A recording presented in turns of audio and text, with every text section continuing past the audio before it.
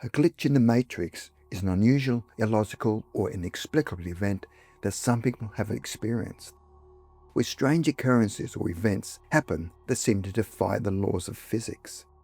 The following are two stories where people had experienced a glitch in the matrix.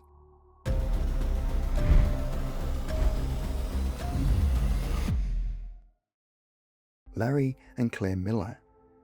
In spring 1990, Larry Miller and his wife Claire were driving from Alsip, Chicago, to visit some relatives in New Mexico. As they were traveling through the southwestern area of Missouri, they found that Interstate 44 was closed and there was a detour sign. Larry had to find an alternate route and found themselves driving across rolling countryside and pasture land. They'd only been driving about 50 minutes when they came upon a charming small town with shops and a diner with large glass windows. The traffic was light with few people on the sidewalks. A young red-headed woman suddenly appeared pushing a stroller around the park, and there were children playing games. Otherwise, the small town was very quiet. The town square featured an old but attractive city hall building that looked well preserved, and it featured a tall brick clock tower. The building looked as though it had been built in the late 1800s and was surrounded by a well-manicured public park. Claire Miller looked up at a large illuminated clock face with Roman numerals that was showing the wrong time, where its hands said 1:30 p.m., whereas Claire's watch was showing 3 p.m. After stopping at some traffic lights, the couple slowly made their way out of town and found themselves back on the main road and heading to their destination, or so they thought. As they were continuing their journey across the open fields and farms, the speed limit suddenly changed as they were approaching another small town. The town looked amazingly similar to the one they just left behind about 10 minutes earlier. Larry commented that all the towns appeared to look alike, and as they arrived at the town centre, they came upon what looked to be the very same diner with its large glass windows and the same few customers. The town square with its tall brick clock tower stood to their right, and Larry said, "Look, they've made an exact replica of the one we've just seen in the last town. However, the clock in this town was reading 1 p.m, where the other clock read 1:30 p.m. Before Claire suddenly exclaimed, "This is the same town," and said, "Look over there, there's the same young lady pushing the stroller and the children playing in the park. You must have driven in a circle." But Larry insisted that he'd driven in a straight line, and besides, the clock should be showing 2 p.m. and not 1 p.m, which means they'd gone backwards in time. Just as previously before, they drove out of the main street of town, where Larry was extra cautious, ensuring he did not miss the road signs. He also made sure that he did not make any turns, fearing they would go around in a circle again. He then followed the detour sign back to Interstate 44, and about 10 minutes later, the speed limit dropped down again as they approached yet another small town.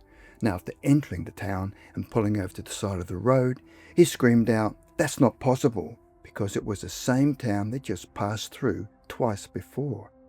Claire could only look on in silence at the familiar surroundings while Larry looked at the road map. He then suggested they should ask somebody, but Claire just wanted to get out of the place.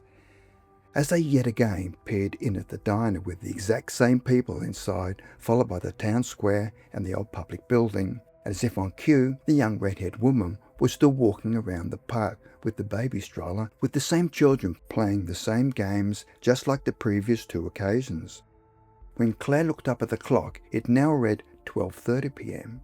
It seems that every time they passed through the town, everything was the same except the clock, which showed exactly 30 minutes earlier. Claire was now in a state of panic and screamed, "Go, just go!" In an effort to leave as quickly as possible, he even went through 2 stoplights. They were now back on the open road as he accelerated at a fast rate, trying to calm both his and his wife's nerves.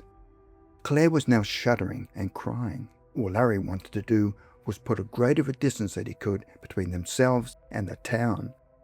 After a while, he said to Claire, "We've been driving about 80 miles an hour for more than 50 minutes, and in past experience, we should have arrived back at the town by now, but we haven't, and we're still on the road." But suddenly, the same signs appeared and they were back in the town. This time it did not slow down, but within moments there was the same glassy restaurant with the same diners, the red-haired mother and stroller, and the kids playing. The only thing different was the clock that showed it was now 12 p.m. As the car sped by the park, the old clock rang out like a doomsday toll, which they continued to hear as they raced out of town. Both Larry and Claire were filling the air in the car with their screams and realised they were caught in a time loop of endless horror. Larry was determined that the next time they reached the town, he would just speed through at as fast as he could. As they yet again hit the open road, the environment seemed different and the surrounding countryside was not the same as before. They could see farmhouses on either side of the road that were not there before, and he felt safe to slow down. They eventually reached the sign that read, "End of Detour." Another sign pointed towards Interstate 44. Mentally and physically exhausted, he pulled over to the side of the road and switched off the engine, whereupon he hugged Claire. He said, "I don't know what just happened, but it's over." The terrifying experience was something they would never forget. However, there was something they later recalled, and that was that neither of them remembered the name of the town, even after studying a map in detail through southwestern Missouri. Needless to say, when they next travelled to Illinois, they took an alternative route. Had they experienced a time slip, an alternate universe, or a glitch in the Matrix? Frank Joseph. Frank, from the upper Mississippi Valley, had experienced many time-slip type events when he travelled around the world. Frank's first experience happened in Chicago when he was 27 years old. He was standing at the corner of 67th Street in southwest Chicago, which was a busy intersection with small businesses, gas station and apartment complexes, and a hospital.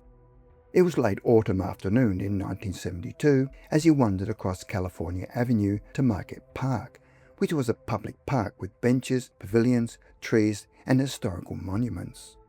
On this particular day, he was in a relaxed mood, as he was admiring the park's beauty. All of a sudden, sounds of the city seemed to disappear, along with the traffic that vanished before his eyes. The park itself seemed to have lost all of its signs, including the bike paths, benches, and stone memorials. It had been replaced by a dense primeval forest as the last rays of the setting sun streaked through thick foliage. Frank was now surrounded by total silence, where there was no bird sounds or the rustle of a breeze. On reflection, Frank believes that at that moment in time, it must have been what the park once looked long before humans had arrived. Then, as quickly as it came, the vision of the ancient forest vanished. It is interesting to note that many people who have experienced time slips often recall how silent everything became, as well as a heavy feeling of depression. The scene suddenly shifted back to the city streets, traffic noise, buildings, and a modern park. In that sudden change of time, the strange experience he had left Frank stunned and was questioning his mental health. But over time, what he experienced was not really a psychotic episode, but a slip in time. Could it have been brought on by his totally relaxed state of mind, along with the picturesque scenery that somehow triggered something in his brain that temporarily transported him to the past? About 24 years later, in 1996, Frank Joseph experienced a similar event on the other side of the world. It was during his first trip to Japan, and it was climbing to the top of Otago Hill in Tokyo. Otago Hill summit is located approximately 26 meters above sea level, making it the highest natural point in Tokyo. Frank said that he had climbed up the mountain not so much as to see the panoramic view of Tokyo, but he'd read that Otago was associated with a lot of mythology with the country's earliest settlers.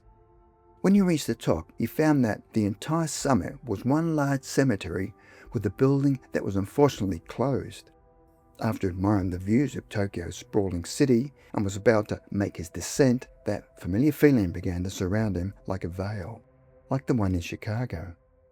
Suddenly, the immense city with its traffic noise abruptly vanished and was replaced by a thick, dark green forest that extended in every direction to the horizon, and just as before, there was perfect silence before fading away and returning to modern Tokyo. The veil-like sensation had passed. What he saw was just as amazing and surreal as his Chicago Park experience back in 1972. In both accounts, had Frank been transported back to the past, had a time slip, or experienced a glitch in the Matrix.